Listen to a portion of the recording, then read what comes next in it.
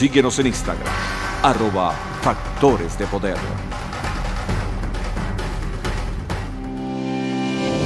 No pongas tu futuro en manos de inexpertos. Es necesario obtener asistencia legal adecuada para poder alcanzar el sueño americano. Llámenos ya para juntos poder construir un camino para lograr el éxito.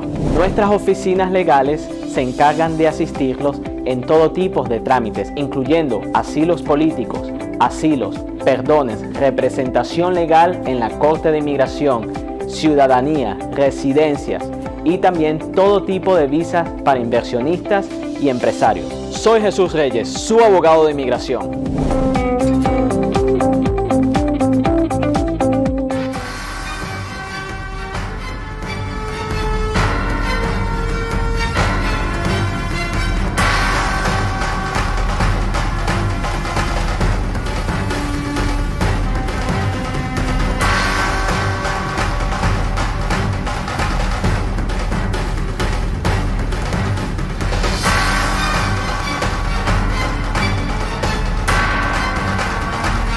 Agárrate con Patricia Poleo. Opinión estremecedora.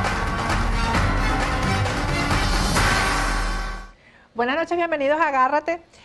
Bueno, vamos a comenzar la semana hablando de algo que hace feliz a toda la región, a toda la comunidad democrática del mundo, y son efectivamente los resultados del domingo pasado en Colombia.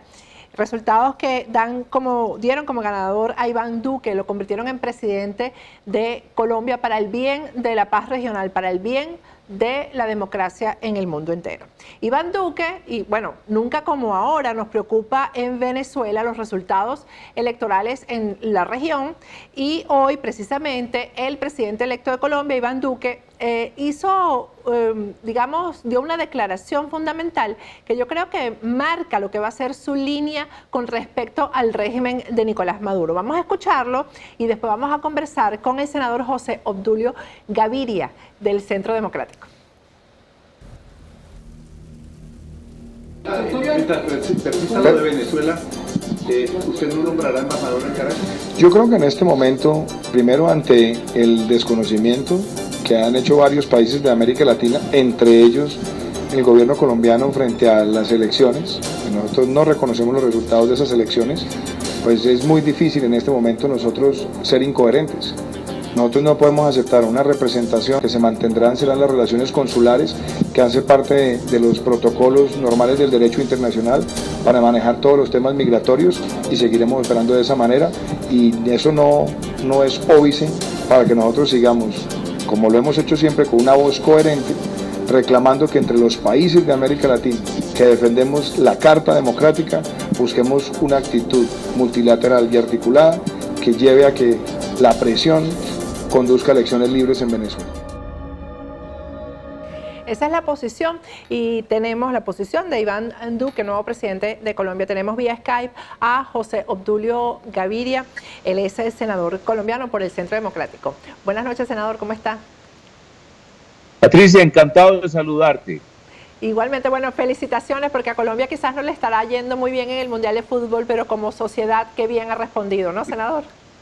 Sí, estamos celebrando un gran triunfo de la democracia liberal enfrentada al socialismo del siglo XXI, el zarpazo que pretendía el Foro de Sao Paulo, que había logrado ya el triunfo en 7 países de Sudamérica, era el próximo Colombia, y un muro de contención construido por Álvaro Uribe Vélez y por su relevo político y generacional, Iván Duque logró pararlos. ¿Cuán influyente fue el ejemplo de lo que está ocurriendo en Venezuela y la cercanía con Colombia? Bueno, la cercanía porque ustedes tienen el problema de Venezuela allá adentro, con tanta inmigración de venezolanos. ¿Qué tan importante fue eso, senador? Tanto es así que los mayores porcentajes de votación, con excepción del centro del país, que es Antioquia, fue en el oriente nuestro, es decir, en la zona limítrofe con Venezuela. Por ejemplo, norte de Santander, que comparte una muy extensa frontera, votó 76% del departamento por el candidato Duque. Y así igualmente, por ejemplo, la zona de Bucaramanga, el departamento de llama Santander, elevadísimo el porcentaje, en la zona de Arauca, en la zona de Casanare, fue, dijéramos, el mayor núcleo de votación, el más despierto, el más enérgico, el más activo, y eso tiene mucho que ver con la experiencia de Venezuela, que cayó desde el 99 en el socialismo del siglo XXI. Ellos se atornillaron, ellos se entronizan en el poder, ellos constituyen regímenes de partido único y en consecuencia quien los conoce directamente nunca les va a dar por la vía de la democracia un mandato. Yo creo que es muy importante, senador, tomar en cuenta cómo estos tipos, precisamente estos representantes del Foro de Sao Paulo, perseveran hasta que consiguen el poder, ¿no? Y yo creo que el mensaje de Gustavo Petro fue en ese camino, ¿no? Cuando dijo que él regresa al Congreso y que por ahora, etcétera. Patricia, dijo por ahora, y esa frase, claro, para ustedes en Venezuela tiene la connotación terrible, agria, de una dictadura, de una organización que llega al poder para quedarse. Precisamente por eso le pregunto si ustedes en el Centro Democrático tienen previsto o lo han hecho ya, reunirse y trazar estrategias para evitar los errores que precisamente permiten que ellos finalmente se instalen en el poder, como ocurrió en Venezuela. Y como va a ocurrir en México, por ejemplo. Exactamente. A México le viene una pasión terrible, que es un proceso de 6 años de destrucción de la institucionalidad y de desmoronamiento de la economía. Es que el socialismo, tanto el del siglo XX como el del siglo XXI, hay que identificarlo con la hambruna. Tan es así que en el lenguaje español, en el idioma español, aunque no es castiza todavía la palabra, hay una que viene del ucraniano y es el holodomor, es hambruna programada. De manera que caer en las garras, en las manos del socialismo del siglo XXI en América Latina es caer en la destrucción de la economía y en consecuencia en los peores padecimientos que uno pudiese imaginar. Las políticas con respecto a Venezuela, ¿en qué van a variar con este nuevo gobierno, el de Iván Duque? Iván Duque presentó, es su iniciativa, aunque firmamos 60 senadores colombianos y creo que 30 chilenos, una denuncia penal ante la Corte Penal Internacional por violación de los derechos humanos en Venezuela contra Maduro, con nombre propio y como jefe de Estado. Duque ha dicho que como jefe de Estado él también, ya no como senador, insistirá en la denuncia, es decir, la formalizará como jefe de Estado. Eso tiene unas consecuencias enormes para el pueblo venezolano, porque el pueblo venezolano lo que necesita es actos de humanidad, y un acto de humanidad es denunciar con fuerza, con la solidez que supone la investidura de jefe de Estado, una denuncia contra Maduro y su régimen. Esa es una promesa de campaña y es una decisión que se ha tomado en la cual todo el partido Centro Democrático acompaña a nuestro presidente. Bueno, hasta ahora realmente los venezolanos que han tomado la decisión de salir por esa frontera hacia Colombia han sido bien recibidos, pero ¿habrá alguna amplitud en ese sentido? Es decir, como nuevas políticas para los refugiados venezolanos. Bueno, me incumbe a mí la respuesta por lo siguiente. Yo hice una audiencia pública del Senado de la República en Cúcuta, que es la ciudad fronteriza de Venezuela, o la principal ciudad fronteriza nuestra con Venezuela, en la que afirmé que como gobierno, si obteníamos ese mandato, pediríamos a las Naciones Unidas una intervención formal, a la cual se ha negado el presidente Santos. Nosotros, como delegación del Congreso, le pedimos a Santos que lo hiciera. Él se negó, en buena parte porque esa decisión es una ofensa, entre comillas, contra el régimen de Maduro, porque se le caracterizaría ahí como no solamente ilegítimo, sino inhumano, entonces, o violatorio de los derechos humanos. Nosotros entonces esperamos que una nueva política de las Naciones Unidas sea el acompañamiento a la sociedad venezolana en los sitios de frontera para recibirlos, a facilitarles transporte. Patricia, no me vas a creer esto, no sé si te hayan llegado fotografías. Llegan los venezolanos, uno inmediatamente capta, son gente clase media, sectores populares, con una pequeña maleta dirigiéndose por las carreteras de Colombia, por las carreteras. Eso no tiene sentido. El propio Estado colombiano, las Naciones Unidas deben ayudar a movilizar a quienes están migrando a la diáspora hacia los países a donde se dirigen, porque ellos son bienvenidos en Chile, son bienvenidos en el Perú, son bienvenidos en Colombia. Yo creo que en Ecuador están siendo bienvenidos, sí. Por lo tanto requieren que no haga el esfuerzo caminar, por Dios, en el siglo XXI.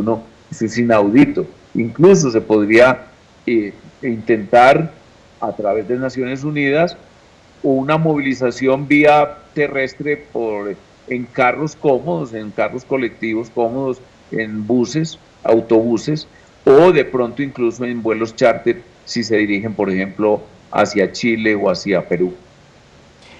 Sí, es que las imágenes de los venezolanos caminando son realmente dramáticas, porque a veces caminan y no saben ni siquiera hacia dónde van. Simplemente yo creo que eso demuestra el estado de desesperación que hay. Así es. Senador, en cuanto a los acuerdos de paz en Colombia, ¿hay algo que podrá variar con respecto a eso, a la participación de la guerrilla en la política colombiana, en la sociedad colombiana, como que si no hubieran roto un plato? Porque, bueno, hablemos de las FARC. Las FARC cometieron unos crímenes terribles. Ellos secuestraban sistemáticamente, por ejemplo, llegaron a tener una política de secuestro masivo de dirigentes políticos y de soldados y policías con el objeto de lo que ellos llamaron hacer el acuerdo humanitario, que era canjearlos por guerrilleros presos. Eso tuvo episodios terribles, extremos, como el de Ingrid Betancourt, o el de, por ejemplo, un general que estuvo más de 13 años en esas condiciones. Los amarraban, los tenían encadenados a árboles, tratados, es decir, poco menos que como animales o bestias. Entonces, la elegibilidad inmediata de los que dieron semejantes órdenes y la impunidad absoluta, eso es inaceptable para la humanidad. Eso incluso es contrario a la actual legislación después del Estatuto de Roma. Yo creo que eso no es un asunto a discutir. Yo no quiero volverme el vocero del tema, porque dependerá mucho del propio presidente Duque hasta dónde llegamos en nuestro empeño en que eso sea renegociado. Lo que es la desmovilización misma de los guerrilleros, su inserción nuevamente a la actividad económica, de pronto su capacitación, formación para el trabajo, casi que reeducación, etcétera. En eso coincidimos todos los sectores en Colombia. Somos partidarios de que esa base guerrillera reciba todos los beneficios que les permita una reinserción rápida, adecuada y, pues, además de acelerada, de fondo, profunda. Que muchos de ellos son víctimas también de la FARC, la propia base. La mayoría, porque incluso ellos fueron reclutados a la brava, a la fuerza, siendo niños. ¿Cómo se interpretó o cómo interpretaron ustedes el apoyo que Ingrid Betancourt le dio a Petro? Muy normal en una personalidad tan deformada como la de ella. Además, aquí todos estos sectores de la clase media alta, sectores de la intelectualidad, de la docencia, les importa poco o nada toda la suerte de América Latina vivida sobre todo hoy por Venezuela. Y por lo tanto, por el solo odio, el prurito del odio contra Uribe, que es odio a muerte, es un odio mortal, los enceguece y tiene el alma completamente perturbada. Entonces prefieren semejante paso y salto al vacío como era el haber elegido a un individuo como Petro. Patricia, es que el primer personaje internacional que visitó a quien recurrió Chávez para recibir formación política no fue a Fidel Castro, fue a Petro. Petro lo recibió. Claro, incluso hay una crónica del periódico El Espectador que poco se lee, pero que valdría la pena que ustedes en Venezuela la conocieran y todo el mundo en Miami y en toda parte.